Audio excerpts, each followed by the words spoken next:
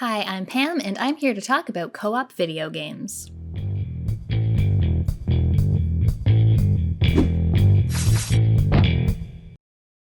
Split Fiction is an exciting action-adventure game with divergent gameplay that was developed by Hazelight Studios and released in 2025.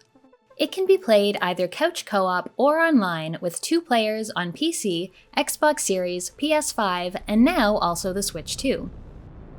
You play as Mio and Zoe, one a writer of sci-fi stories and the other a writer of fantasy. They get sucked into an evil AI machine that's trying to steal all their ideas and need to work together to get out with their stories and lives intact. They'll also need to learn how to open up to new ideas and work together. The 2 of you will need to platform, fight, and puzzle your way through a series of split-screen levels and side stories that alternate between sci-fi and fantasy settings, which frequently change up the gameplay and mechanics you have access to. So here's what I loved about playing this co-op. Split Fiction is built for co-op. It's the only way to play it, and it plays very well.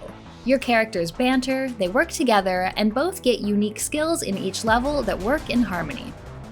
While you will be doing a lot of platforming, double jumping and air dashing in a very satisfying way, every level introduces something different.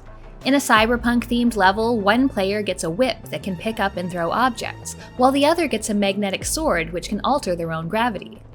A fantasy level has you raising your own dragons, each of which has their own special ability at each stage of growth.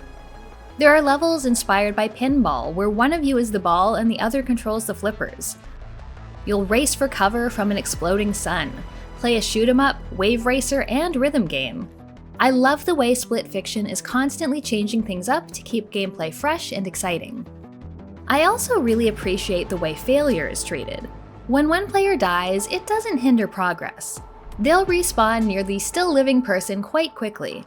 In boss fights or in the more challenging segments, as long as one person stays alive, you're golden. The side stories, which is where some of the silliest content lives, are great and also hard to miss. One of the characters will say something if you're at risk at running by them and not noticing. The whole game builds up to a truly fantastic ending, combining your disparate powers and split-screen abilities in a mind-bending way. I have very few complaints about this game. Some people criticize the story, and while it is quite predictable and the sci-fi versus fantasy argument is a bit silly, I found it a perfectly good way to take us through the various levels. I never got impatient during cutscenes, and everything was paced very well. The only thing I thought was missing was some kind of collectible or hidden content. There's a fair amount of room for exploration in each level, but aside from a few benches with some optional dialogue, there's not much to discover when going off the beaten path. A few little extras would have been nice. So, should you play this co-op? Split Fiction is all about teamwork both mechanically and narratively, which makes it the perfect option for a co-op game. If you're looking for a game that's action-packed, controls well, looks beautiful, and constantly changes things up by introducing new mechanics and straight-up swapping genres, you'll love this. At around 15 hours long, neither me nor my partner ever got bored or impatient, and we enjoyed the game entirely. I played this couch co-op, though if you're playing with a friend online, only one of you needs to buy the game, and it is cross-platform, so there's very little reason not to play.